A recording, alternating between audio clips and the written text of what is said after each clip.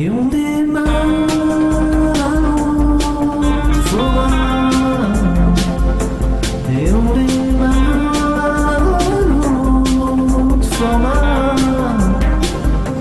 Un autre format. Phase B, épisode 12, saison 1, avec Sarah, Elodie, Sophie et Olivier. Hello. Bonjour. On est là pour vous donner des choses à écouter, à regarder, à lire, à faire plein, voilà, à dire « Ah, j'ai pas le temps, arrêtez avec vos conneries. » Je sais, je vous vois en train de dire ça. J'ai plus de temps. J'ai plus de temps du tout. Ah ben, si, on a toujours du temps pour la culture. Toujours, effectivement. Comment allez-vous ? Même si on a déjà parlé pendant un petit moment juste avant, voilà, c'est...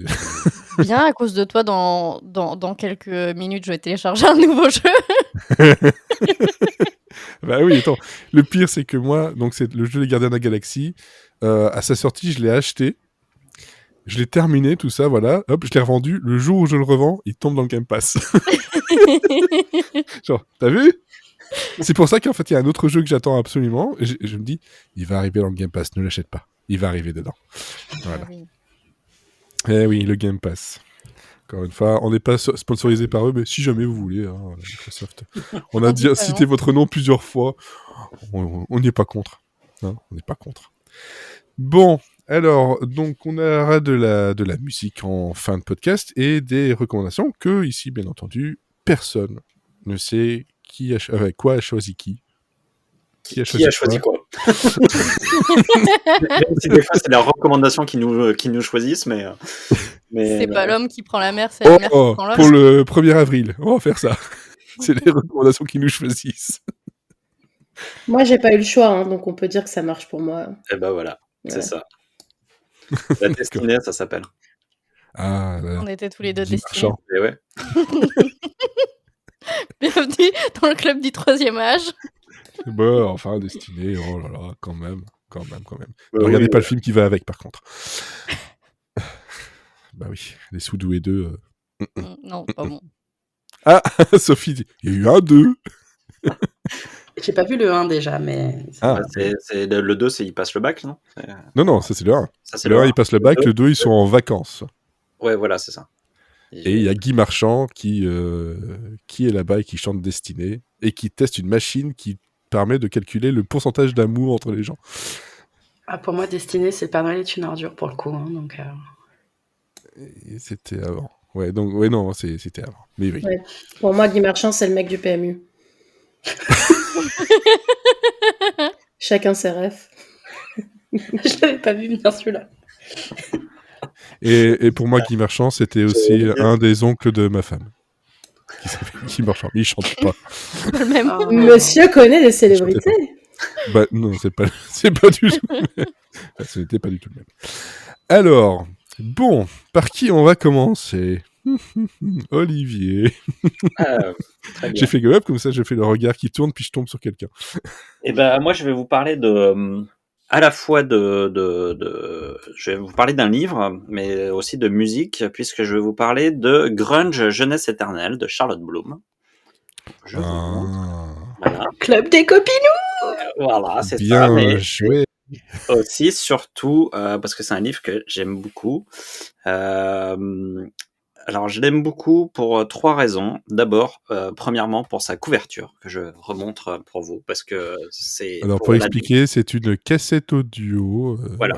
C'est un gros livre, enfin, c'est un grand livre. Et du coup, toute la couverture, c'est une cassette audio avec marqué Grunge, Jeunesse éternelle, comme on marquait nos cassettes qu'on enregistrait dans les années 90. Et puis, on remettait un peu de Tipex de Blanco dessus. Ça, et quand on passait, parce qu'on avait changé de goût, ou on avait changé de petit ami, ou on avait changé. Acheté, on prenait une cassette dégueulasse, on cassait on mettait du scotch par-dessus, là où c'était cassé pour pouvoir enregistrer par-dessus. Toute cette technique de merde, il faut que j'enregistre, j'ai pas de cassette, qu'est-ce que je fais ? Ça m'est même arrivé de foutre la bande d'une cassette sur une autre cassette parce que la première cassette était vraiment toute cassée, quoi. Donc il a cassé la cassette. Ouais. on faisait des trucs de fou avec ces cassettes. Ouais. Et donc rien que cette couverture m'a tenté. J'avais m'étonnes. qu'une envie, c'était de la mettre dans mon salon. Donc j'ai acheté le livre essentiellement pour ça. Et puis je l'ai lu quand même. Et Parce que c'est pas très cool comme recommandation. Alors, j'ai acheté le livre parce qu'il est beau, mais je l'ai pas lu. non, mais du coup je l'ai lu. Et en fait j'ai été très surpris parce que je suis pas très client de ce genre d'essais musicaux ou de tout en fait. Ce genre de livre documentaire, je lis beaucoup de fiction ou alors plus sous forme de témoignage comme le livre sur Walter Murch dont je parlais de la dernière fois. Et là, en fait, ce qui m'a intéressé dans le livre, c'est que c'est pas un essai à proprement parler. On va pas rentrer dans les on va pas rentrer que dans les détails techniques, dans des détails historiques. Voilà, enfin il y a de ça, mais il y a aussi surtout en creux l'histoire d'une génération et l'histoire de l'autrice, donc Charlotte Bloom, qui est la papesse du grunge en France, hein, on va pas se mentir. Et en fait, c'est un bouquin qui est très émotionnel. En fait, c'est un bouquin on ressent tout ce que elle a pu ressentir à l'époque quand elle a entendu les titres, quand elle a entendu les albums, quand elle a vécu les tragédies, parce que le grunge, c'est un style de musique qui a été émaillé de tragédies. Oh. Et donc ça, on le ressent beaucoup en fait, et c'est vraiment un truc qui m'a touché parce que moi, j'étais un petit peu plus jeune. Kurt Cobain est mort en 94, donc j'avais 10 ans. Mais j'ai grandi parce que finalement, on a continué à écouter du grunge bien après. Et donc j'ai grandi avec Nirvana, j'ai grandi avec Pearl Jam, j'ai grandi avec les Foo Fighters, j'ai grandi avec toute cette scène de Seattle. Mais en fait, j'avais pas ce côté émotionnel du truc, quoi.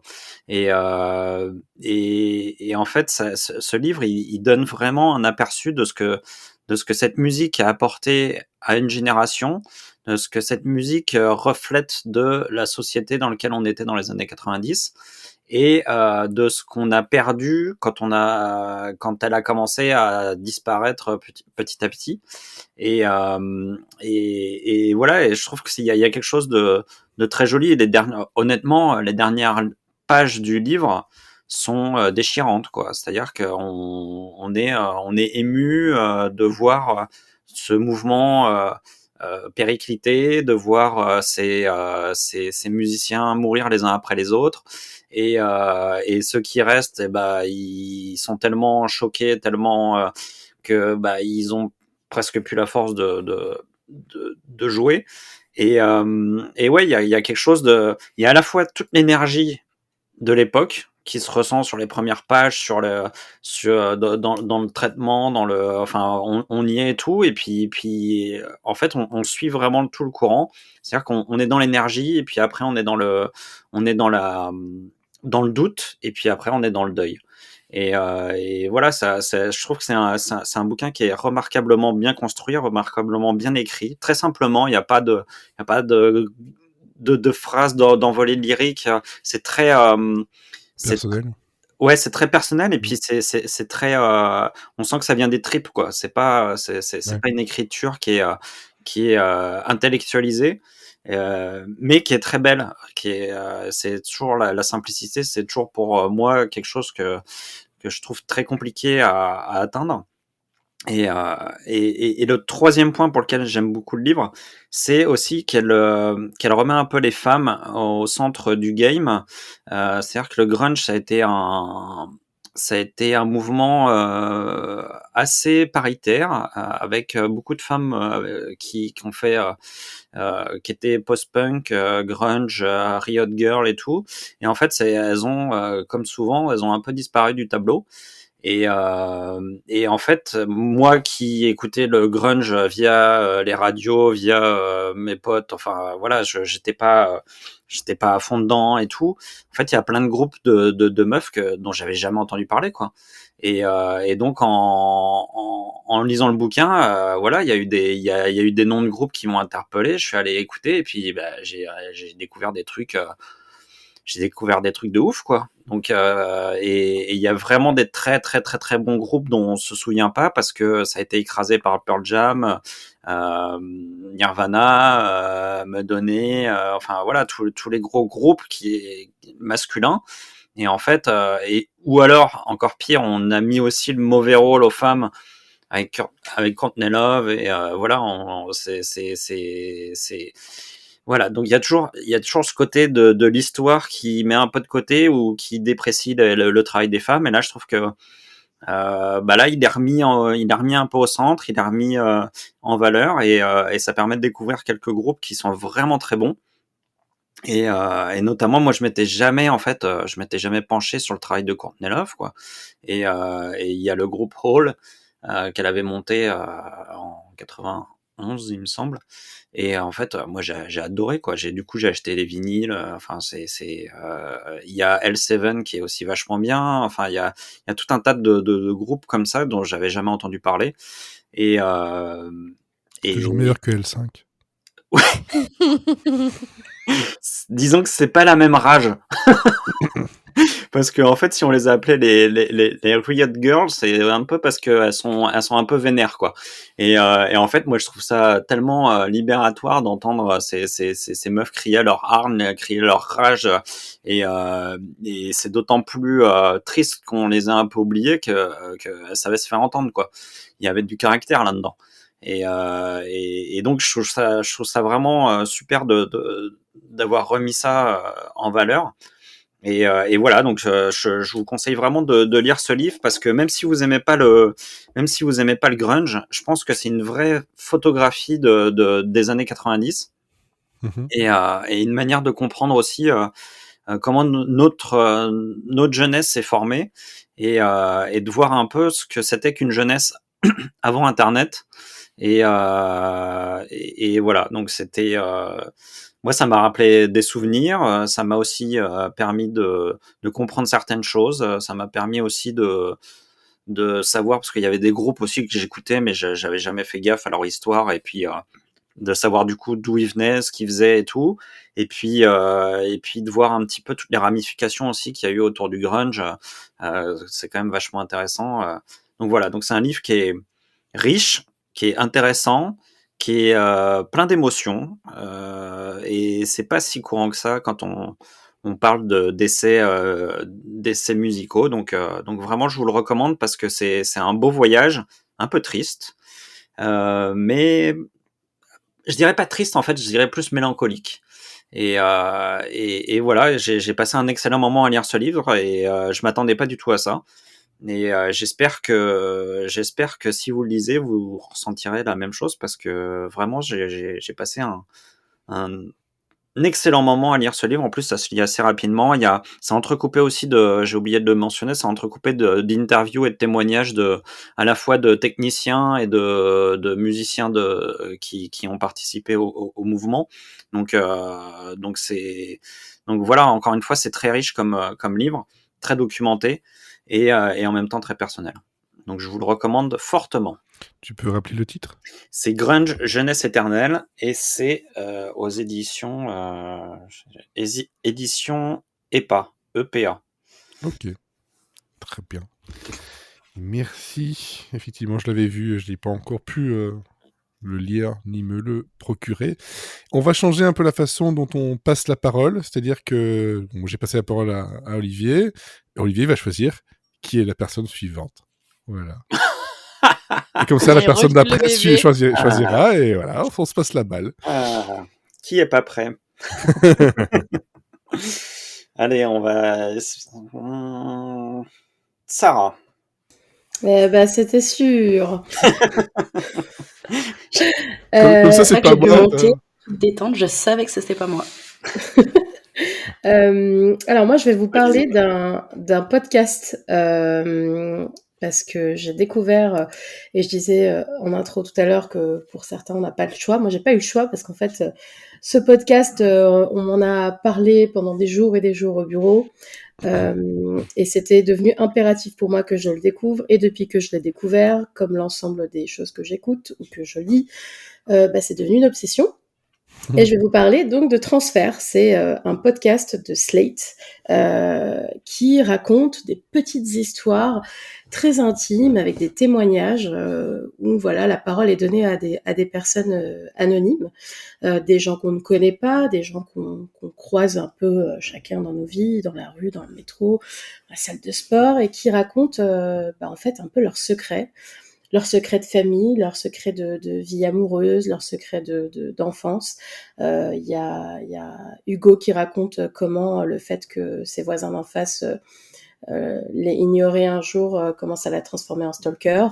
Nathalie qui rencontre quelqu'un sur Internet avec qui elle loue une relation amicale sur Twitter en plus, une relation amicale pendant de longues années et se rend compte qu'en fait c'est pas du tout la personne qu'elle pensait.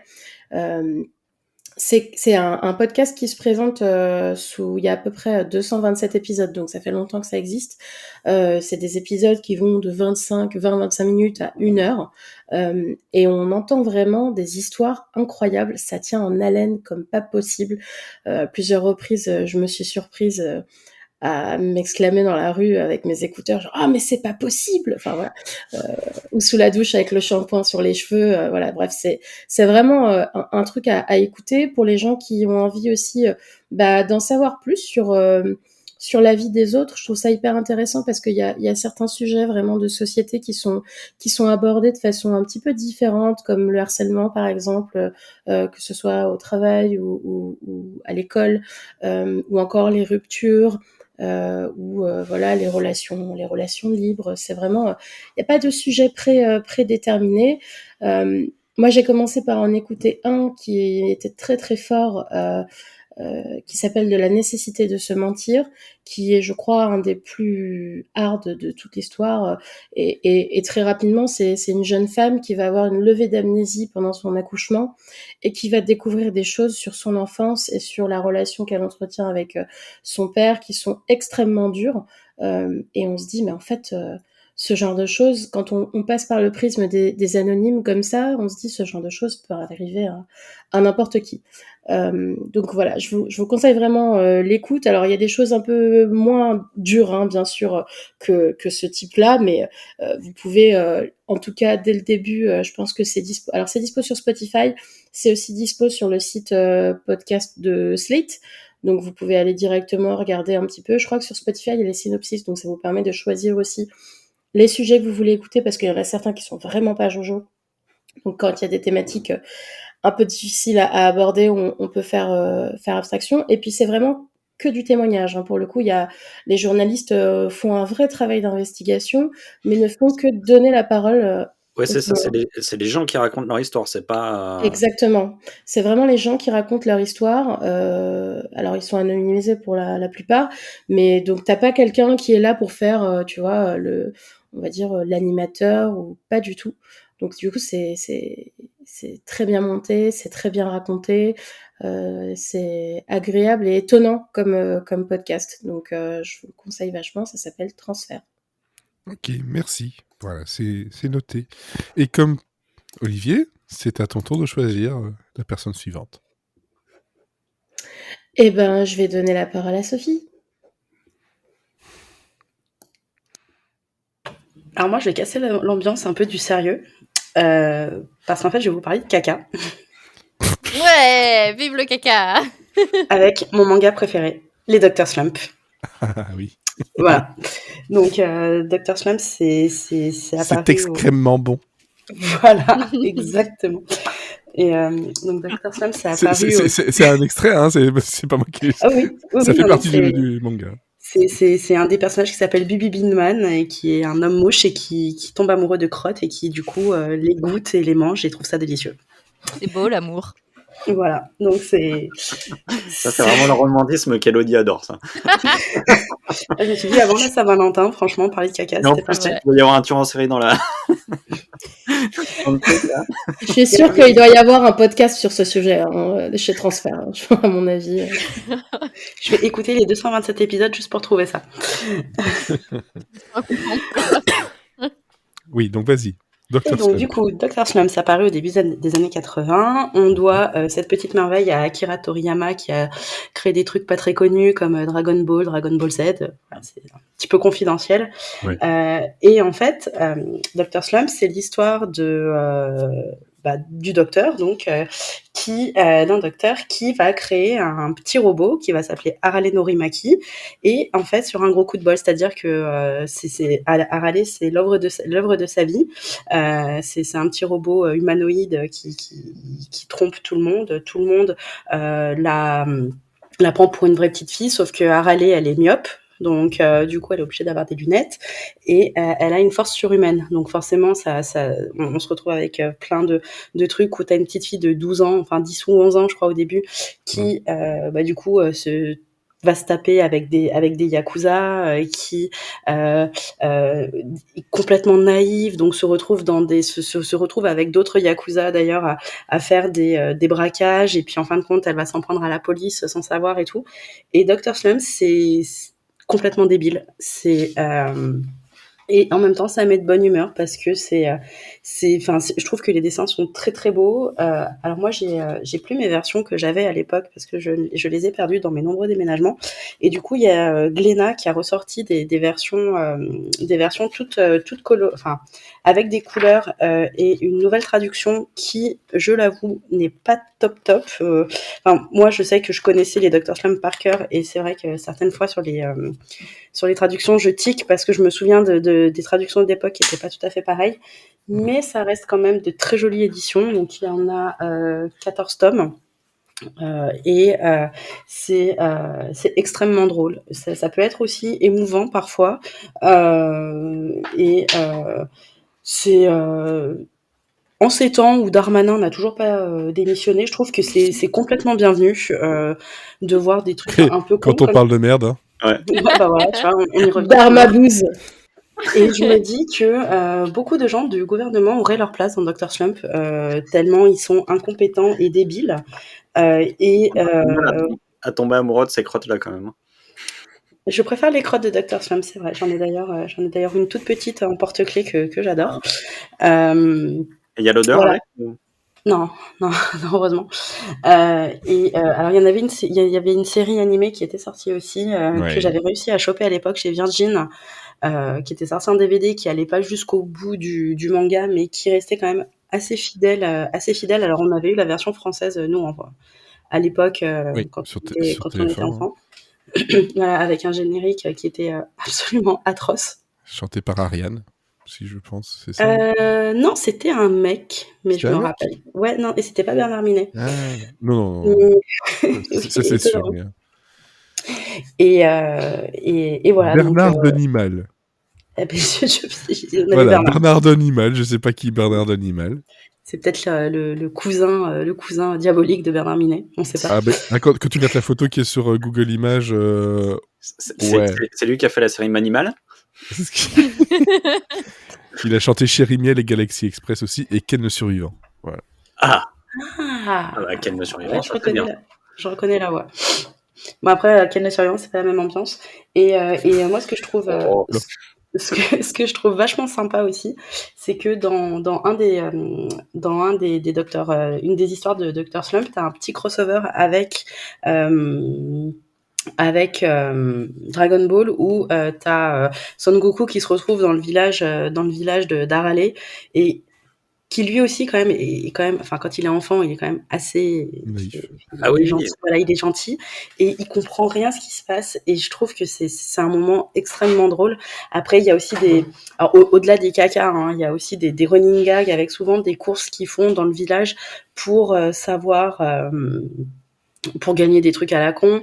T'as une de mes histoires préférées où t'as 2 filles qui habitent en ville, enfin vraiment qui sont dans la grande ville, et qui se disent on en a marre de la ville, maintenant il faut qu'on voit des trucs typiques. Donc en fait elles vont dans le village d'Aralé, et elles tombent sur Aralé évidemment, et en fait elles vont s'extasier surtout sur les arbres, sur les cacas, sur les gens qui se servent un café et tout, et je trouve que Un c'est très cacafé. marrant.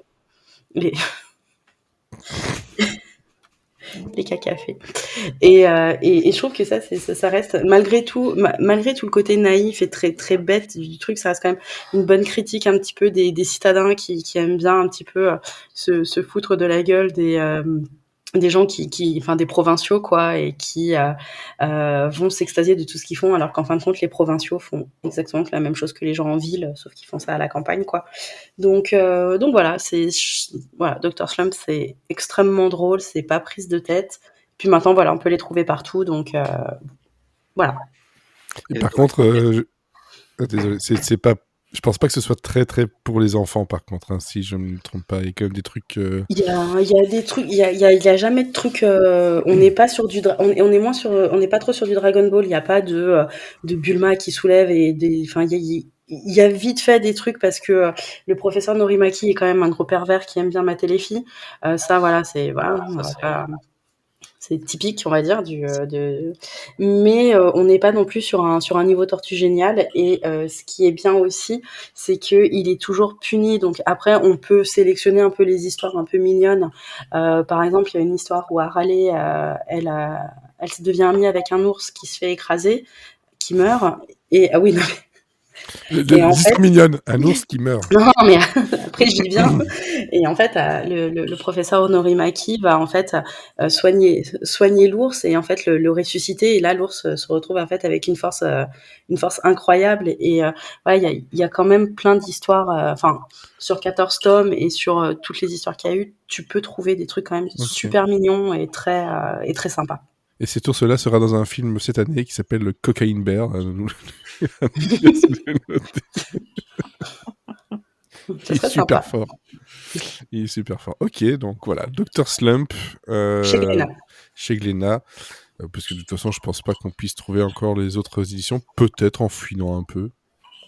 Ouais, en occasion. En occasion, quoi. Donc, mais bon, voilà, en tout cas, à lire. Et donc, 14 tomes, c'est l'intégrale.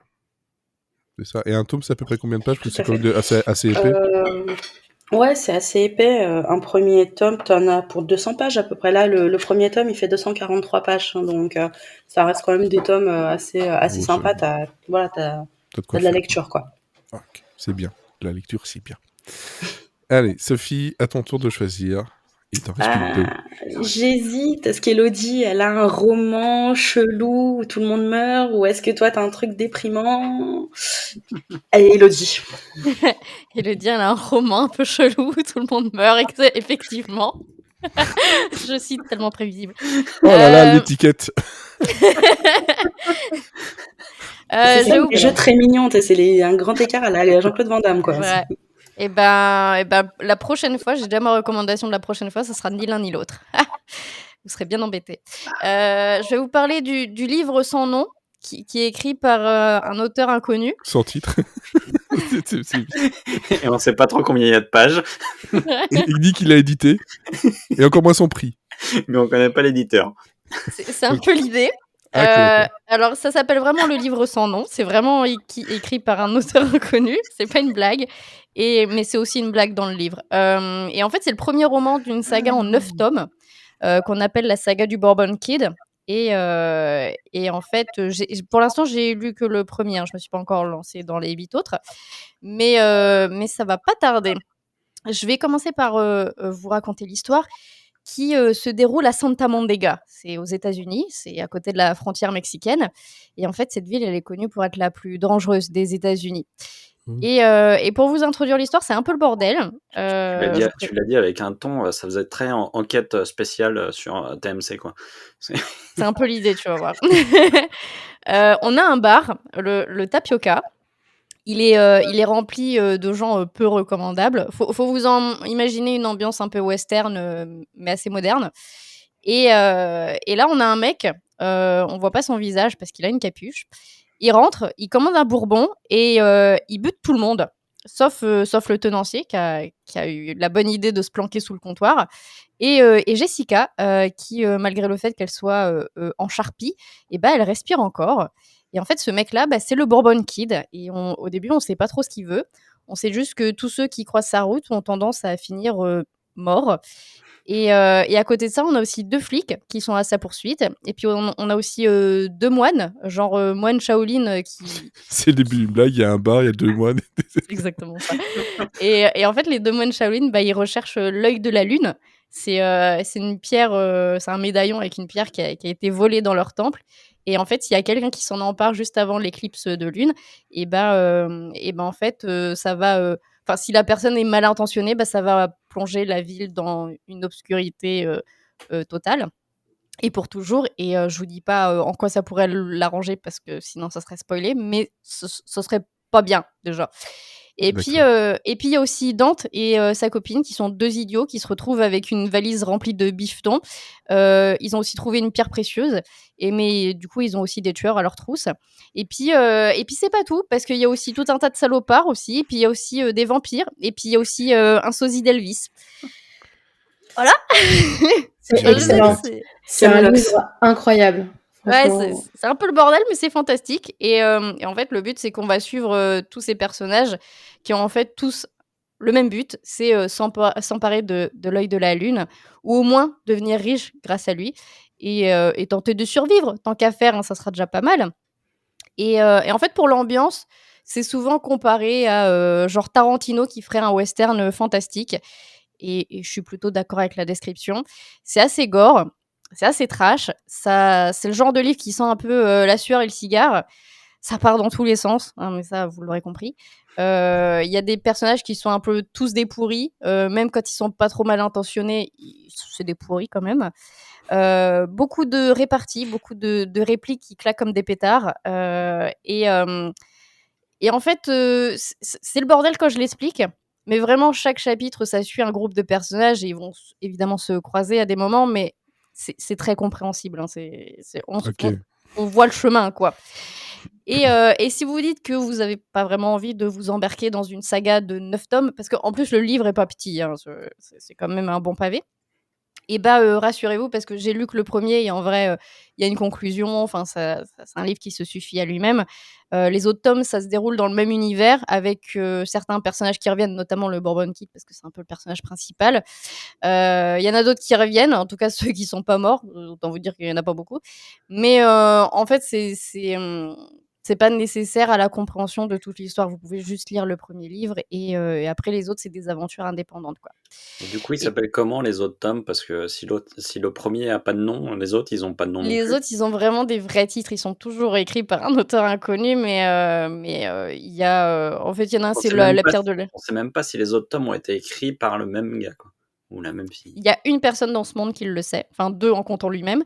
Mais après les autres tomes, t'as l'œil de la lune, le cimetière du Diable, diable, le le livre livre de de la la mort. mort. Ouais. Le Voilà, bon, pape, le je vais kid pas et faire toute la liste, l'Iroquois. mais Et Psycho Killer aussi. c'est ça. Mais voilà, en fait, ce livre, c'est un peu, il y a toute une aura de mystère autour parce que, bah, vraiment, on ne sait pas qui c'est qui l'a écrit ce livre. Parce qu'à la base, c'est un roman qui a été autopublié sur le site lulu.com et ensuite, c'est l'éditeur anglais, Michael O'Mara qui est tombé dessus, qui a été vachement intrigué par l'histoire et en fait, lui, c'est la seule personne au monde qui a rencontré l'auteur et du coup, qui sait qui il est réellement. Du coup, lui, il édite le livre en Grande-Bretagne et finalement, c'est tellement un gros succès qu'il sera édité dans 25 pays. Et même l'éditeur français, c'est édité par Sonatine chez nous, et ben, ils savent pas qui a écrit le livre. Ils ont acheté les droits d'édition, mais ils savent pas qui c'est. Bon, évidemment, il y en a certains qui spéculent que c'est Tarantino qui a écrit le livre lui-même, mais je pense qu'il faut pas trop pousser le bouchon, quoi. Je pense qu'il a autre chose à foutre. Mais voilà, c'est un beau bordel. Franchement, je vous le recommande. En plus, c'est très très drôle. C'est aussi gore que drôle. Et en fait, il n'y a pas beaucoup de livres qui se terminent sur une tuerie entre Elvis, Terminator et 2 moines Shaolin. Non, non. À part des blagues quand t'es bien bourré, mais non. Ouais. Mais alors qu'en plus, celle-là, elle est drôle, alors. Moi, j'ai envie d'y croire à la théorie. Enfin, ça fait des années que je l'ai lu. La théorie de Tarantino, j'y crois à fond, en fait. J'ai envie aussi un peu d'y croire. Mais les droits ont été achetés aussi pour une adaptation au cinéma il y a très très longtemps. On n'en Ouais, a c'est pas jamais entendu sorti. parler depuis. Ouais. Et on l'attendait un peu à l'époque comme Dark Tower, mais qui a eu une adaptation au cinéma En vrai, ça, c'est le affreuse. genre de Mais... bouquin où j'aimerais pas voir une adaptation ciné parce que c'est impossible de tout retranscrire. C'est tellement un gros bordel, il y a tellement de personnages. Et du coup, dans tous les cas, je serais déçue. Mais Ok. why not? Sauf s'il y a Tarantino derrière, peut-être. Donc le livre sans nom, il me semblait bien que j'avais déjà entendu le parler de tout ça parce que je l'ai vu arriver, en tout cas popper dans mes suggestions sur Audible. Donc ils sont aussi en livre audio, lu en français. Ouais. Donc Bah, ça moi, va. pour te dire, je l'ai découvert juste parce que dans mes recommandations Amazon, un jour, il a popé, quoi. Mais Ah ben, je pense que c'est pour ça, parce que Audible c'est Amazon, donc c'est peut-être ouais. aussi le truc. Ok. Très bien, c'est noté aussi. Voilà, vous avez le livre. Bon là, je vais pas te demander, je vais pas te faire l'affront de demander Je me qui. demande bien à qui je vais passer la parole. J'ai l'impression que personne n'a osé dire toi, genre ah non, on va pas lui dire lui. Ouais, on n'est pas des faillots, quoi. Alors, comment dire? Donc ma reco ici, j'avoue que je la pressentais depuis depuis la fin de l'année dernière. Voilà. Et j'espérais très très très très fortement que effectivement, quand ça débarquerait, ce serait ma recommandation. Et j'ai joué de peu parce que c'est arrivé le 10 février, dernier, 2023. Et hop, je vais le chercher. C'est ceci. Voilà. Ah, j'aurais pu le deviner, merde. C'est le nouvel album de Paramore, This Is Why. J'avais déjà ajouté le single à l'époque quand il est sorti dans la playlist et je perds ma voix, c'est génial. Et j'étais là, j'aime vraiment bien. Et puis il y a deux autres singles qui sont sortis. Et je me suis dit tiens, ça me fait vraiment bien, je vais acheter l'album. Et donc je l'ai reçu le jour de sa sortie. Et déjà, comme je pouvais pas attendre de l'écouter en vinyle, dès qu'il est arrivé sur Apple Music, je l'ai écouté. Une fois, deux fois, trois fois. J'ai eu le vinyle, je l'ai mis, encore écouté, ça a fait danser mes filles. Je fais bon, bah c'est cool. Alors que bon, globalement, je vous le dirai après, les paroles derrière, c'est pas forcément la fête de la saucisse, hein. C'est pas la joie. Hein, heureusement c'est de l'anglais, mais bon, à part une où il y a juste le refrain où elle dit c'est comme ça, donc voilà, c'est le seul truc en français qui a tout le truc.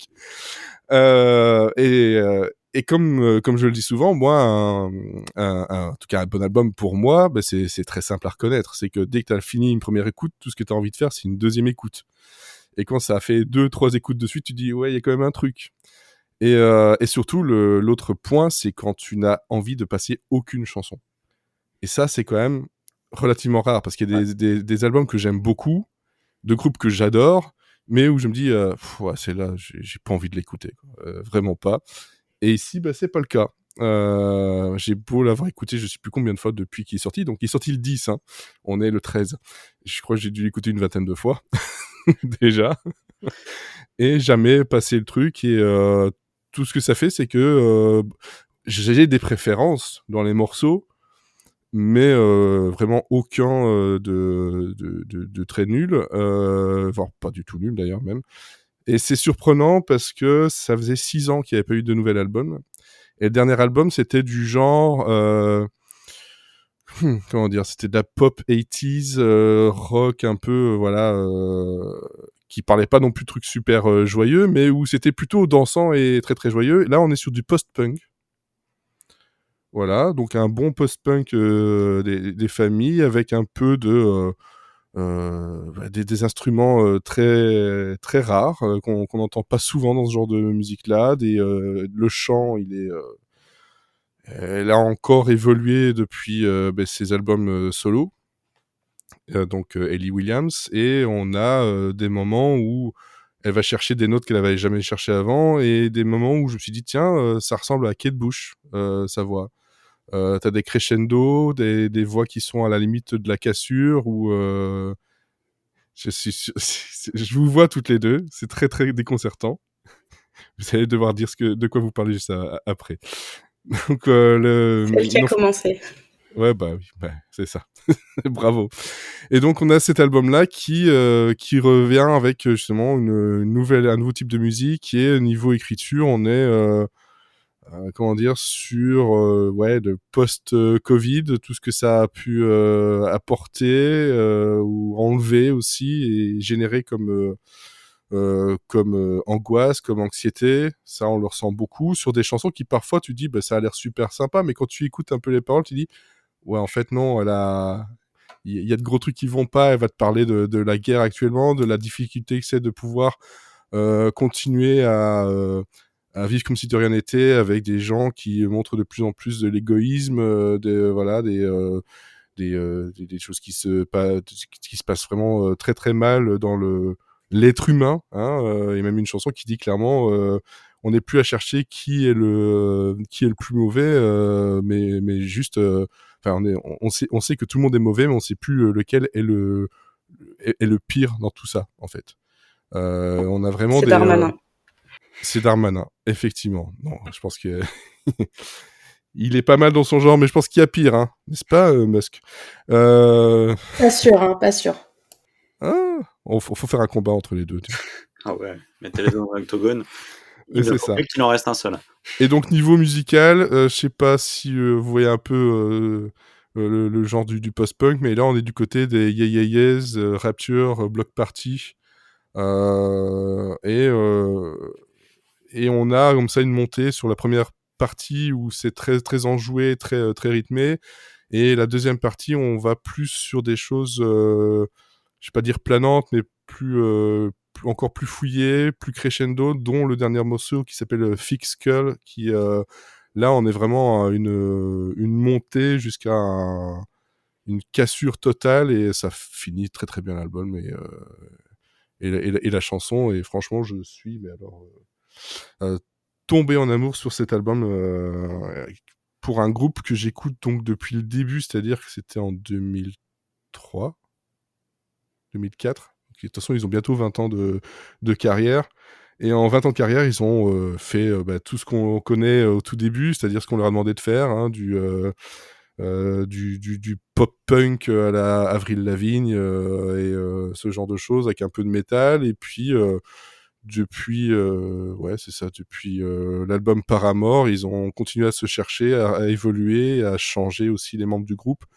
Et là, je pense que c'est un album qui fera date dans la carrière du groupe. Même si je sais qu'il y a des fans qui crient un peu dessus, parce que eux, ils s'attendaient à avoir un nouveau truc un peu enjoué, un peu plus métal ou punk. Là, je pense que ce qu'ils ont fait là, c'est prendre un risque, et ils sont mis à nu vraiment pour tout le monde, et ils sont pas très tendres avec eux, ils sont pas très tendres avec tout le monde, et j'ai vraiment vraiment beaucoup aimé, et je vous la conseille très fortement, même si je sais qu'ici il y a une personne qui grince des dents avec Paramore, hein, à cause d'un film.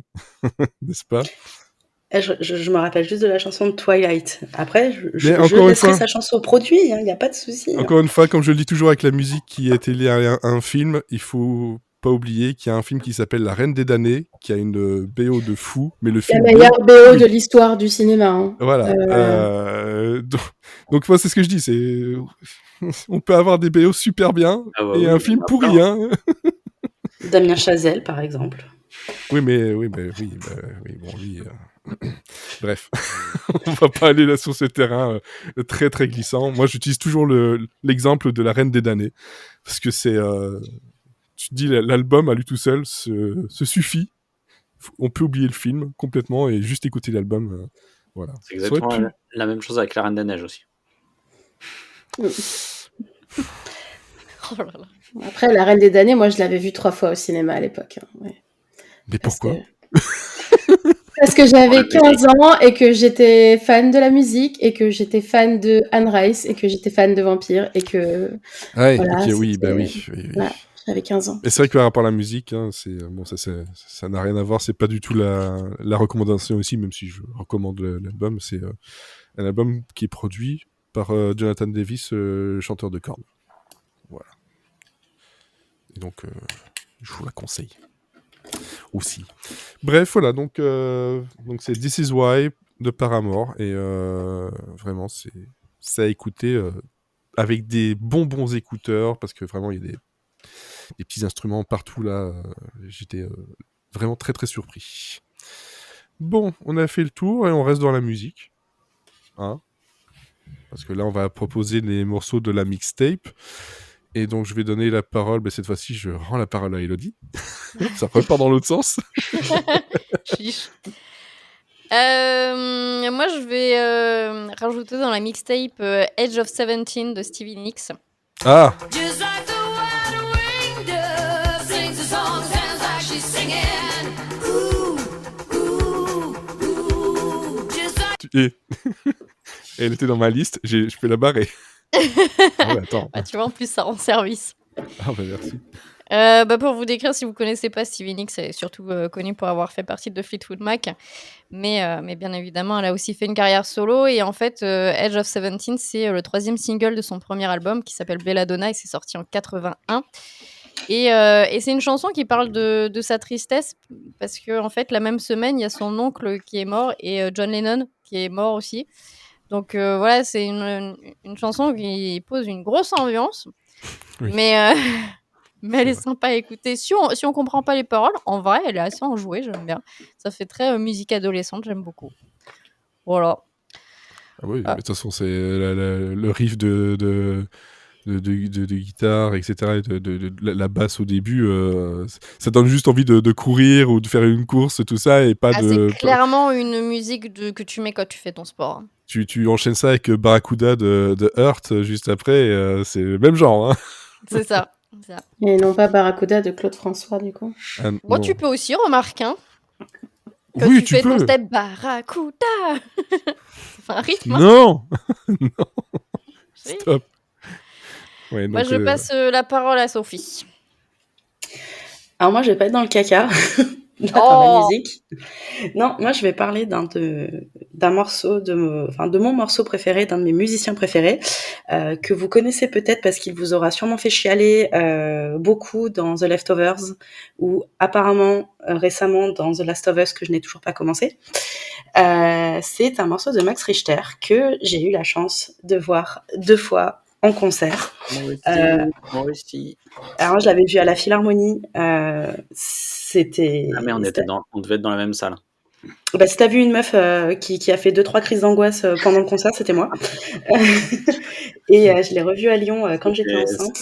Et C'était incroyable ce concert à la Philharmonie. C'était les Memory House. Ouais. Bah voilà. Et du coup, je vais parler d'un morceau de Memory House que je trouve incroyable. Et ce morceau, donc, c'est Last Days.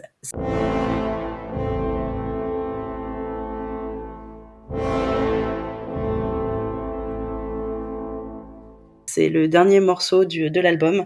C'est un morceau en fait, c'est Max Richter qui fait pleurer les violons, comme il sait si bien le faire. C'est un morceau qui sent le désespoir.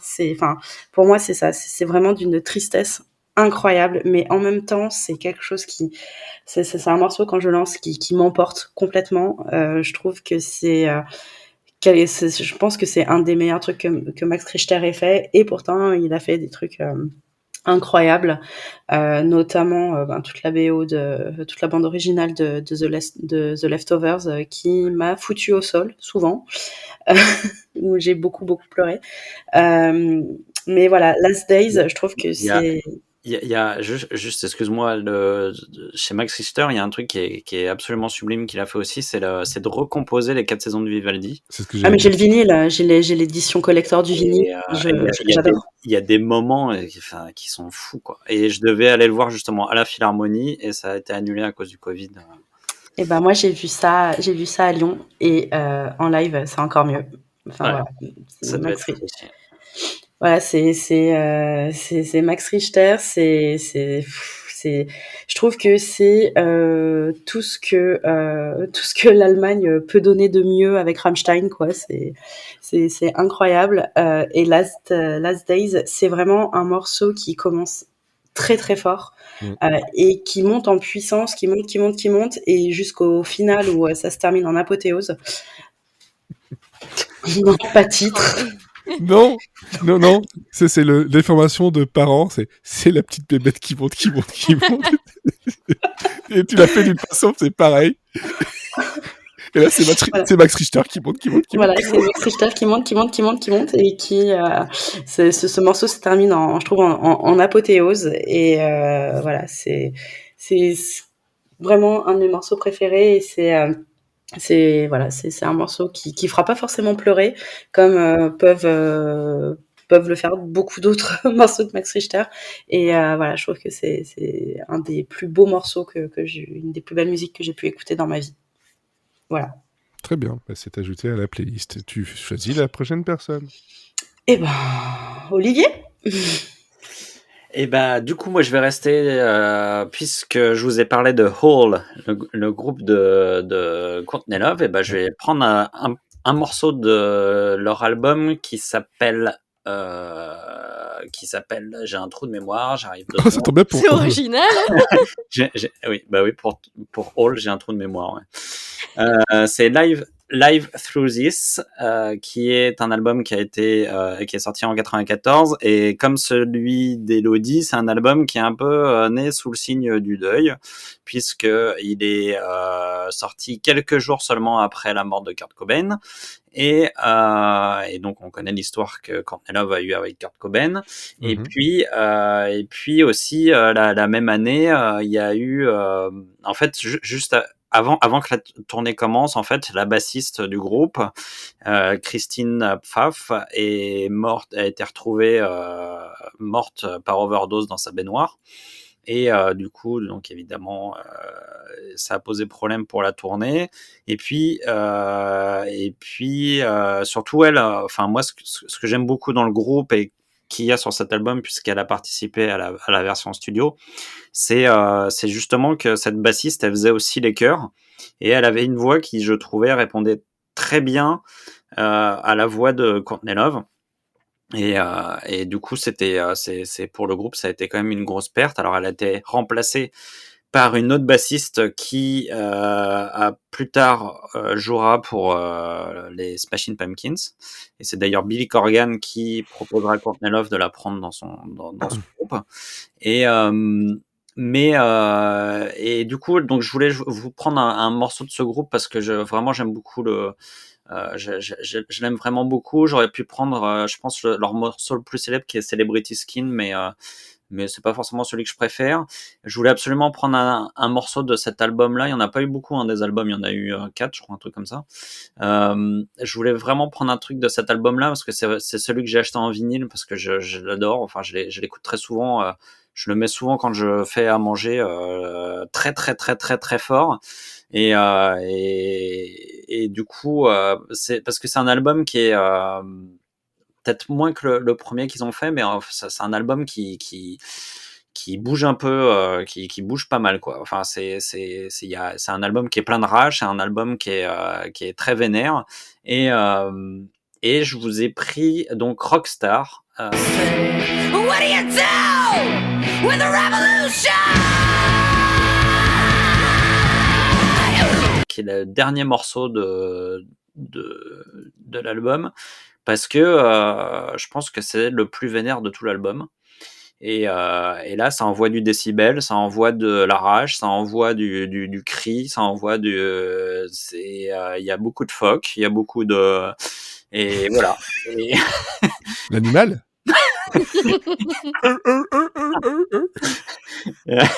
Non, pas c'est de... bizarre comme chanson quand même. C'est pas Papa Pingouin. Ça va bien avec la petite bête qui monte, hein. C'est la même chose. Non, c'est l'inverse. Là, on est vraiment dans le. C'est un groupe qui a quand même eu la réputation d'être un des plus violents de de la mouvance des Riot Girls. Et voilà, et je trouve que ce morceau-là, il est assez révélateur de cette colère, de cette rage, de cette nécessité de sortir tout le mal-être, de sortir tout ce que Courtney Love avait sur le cœur. Et voilà, donc ça sonne bien, il y a du bon gros son, ça réveille, et voilà, donc quand vous passerez de Max Richter à ça, bah, tout d'un coup, Ça réveille. ça va électriser un peu, quoi. Bah oui. Allez, prochaine personne.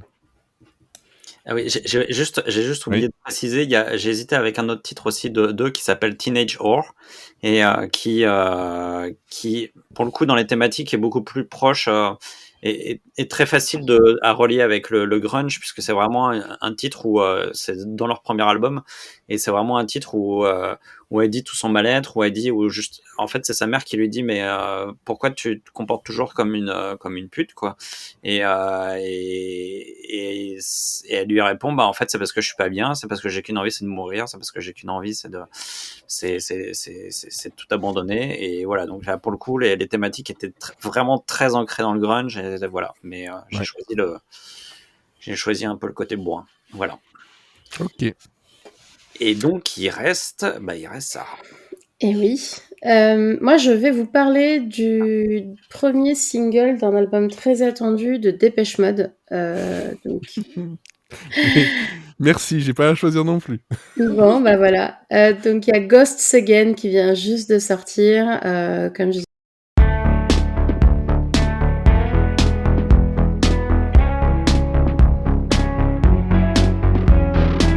disais, c'est le premier single de Memento Mori, qui est le 15e album du groupe. La sortie de l'album est prévue pour fin mars, je crois, 24 mars.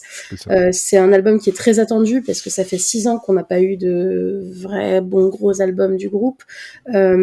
Ils ont commencé à écrire ce disque depuis avant le confinement, en plein confinement d'ailleurs, et on l'attend avec impatience parce que ça risque de marquer une véritable transition pour le groupe après la disparition du claviériste Andrew Fletcher, qui est décédé en mai dernier, qui a été un véritable choc pour tous les fans. Ce premier morceau, il est incroyable. Alors moi, je suis très fan de Dépêche Mode, donc c'est compliqué de dire le contraire, mais c'est vrai que on avait un petit peu peur. On attendait de savoir comment ils allaient retravailler le son, comment l'absence. Alors, faut savoir que Dépêche Mode, ils sont maintenant 2. Hein, à la base, c'est un trio, et le clavier a toujours été un instrument extrêmement présent dans l'ensemble de leurs morceaux. Et là, voilà, c'est une chanson qui a quand même encore des sonorités des années 80. C'est très, voilà, on est vraiment à fond comme à la New Order. Et ça parle, c'est à la fois joyeux et mélancolique. Parce que voilà, il y a quand même un rythme assez soutenu, et alors moi je suis persuadée que c'est évidemment un hommage à la disparition d'Andrew. Ça parle vraiment de sujets comme le fait qu'il soit plus là, de tristesse, donc c'est un peu sad, hein, bien sûr, mais dans un rythme quand même assez joyeux et sympathique. Donc ça fait passer quand même le tout. Et on attend vraiment la suite le 24 mars. Ils seront en concert entre mai et juillet en France. Il y a quelques dates. Et voilà, donc Ghost Again. Ils étaient ce soir à Quotidien, et c'est pour ça que j'attendais la dernière seconde pour vous rejoindre, parce que je voulais voir si j'avais le temps de le voir ou pas.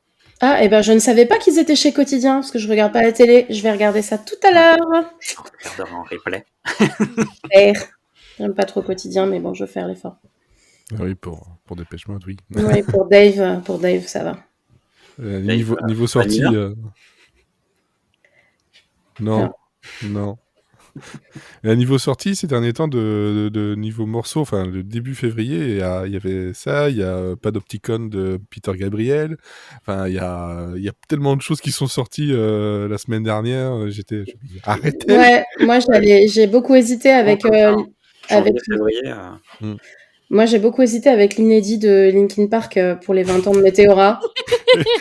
Alors, c'est celui que j'ai failli rechoisir à la place de ce que j'ai choisi. Eh ben, c'est pour ça que je ne l'ai pas pris, parce que j'étais sûre que quelqu'un allait en parler, donc Mais au voilà, final, on en personne parlera. n'en a du coup, parlé. Eh ben la prochaine personne, fois. non. Ah non, mais Non. Parce que oui, ok, le côté, voilà, ce que ça représente, mais le morceau en lui-même, voilà. ouais, c'est du Linkin Park de Météora, quoi. Ouais, non. En dessous. Un peu en dessous. C'est le Ah, dernier mot. je sais pas, je l'ai pas assez écouté. C'est du sous-num, donc voilà. Donc, voilà. Mais Bon, ça écoutez, en tout cas, fait bizarre. écoutez un coup à Ghost Again, qui Ouais. promet un super album. Qui est dans la playlist aussi. Et alors, je suis parti dans le passé, à peu près dans la même époque que ce qu'a proposé Elodie, parce que là, on est en 79. Et, d'habitude, je propose pas mal de trucs en anglais. Là, ce sera en français. Et alors, ça s'appelle Besoin d'amour et c'est France Gall. Voilà.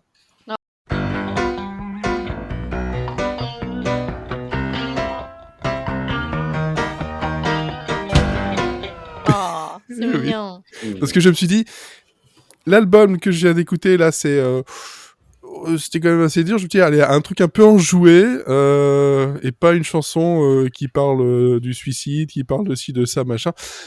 Je me dis, voilà, un truc de Starmania, voilà, composé par Michel Berger, écrit par Luc Plamondon, et puis surtout, pour moi, c'est le morceau qui sonne le plus Michel Berger, France Gall.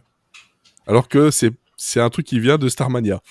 Mais voilà, c'est le côté, le groove que ça a, etc. derrière, c'est un truc que j'aime vraiment beaucoup. Et leur petit fun fact rigolo, c'est le morceau qui est sur la phase B de Monopolis. Ça tombe bien, on est dans phase B. Voilà. Donc oui, c'est ça que j'ai choisi ici, parmi tous ceux que j'avais dans ma liste. Ouais, ça fait toujours du bien, un petit France Gall. Hein. Ah voilà, c'est enjoué, c'est léger, alors que bon, Starmania, c'est quand même pas l'opéra Non. rock le plus joyeux du monde. J'adore Starmania. Et pourtant, Ouais. je déteste les comédies Moi aussi, musicales. Hein. il faut absolument que j'aille voir la version. La nouvelle version, ouais. Il paraît qu'elle est La très bien. nouvelle version là qui paraît démente. Ouais. Alors là, apparemment, Sophie, elle est surprise, je sais pas pourquoi, Ah, ça me fait choquée. toujours du mal quand j'entends quelqu'un qui dit je déteste les comédies musicales, alors que je vis pour les comédies musicales. Je veux dire, mon mec en a ras-le-bol, donc voilà. Ouais. Donc voilà. J'ai choisi ça. Et voilà, on a terminé cet épisode 12. En Voilà. 1 heure. En 1 heure. Eh ben, Poil dis donc, poil. quelle efficacité. Vous allez avoir de la lecture, vous allez avoir de la musique à écouter. Hein, là, on a pas mal de choses. Tout se retrouve de toute façon aussi pour l'instant, c'est déjà sur Spotify, mais ça va arriver sur Apple Music et sur YouTube. Notre belle playlist Phase B qui Toujours va aussi. bientôt arriver à 6 heures d'écoute. Voilà. Donc vous allez avoir vraiment de quoi faire. Merci à vous quatre de m'avoir accompagné pour cet épisode. Et puis n'hésitez pas à partager, commenter, mettre des petites étoiles, des commentaires sur voilà, Podcast Addict, Apple Podcast, Spotify, peu importe. Si vous avez des choses méchantes à dire, n'hésitez pas, rentrez chez vous. C'est comme ça qu'on termine. Allez, ciao. Salut. Bye.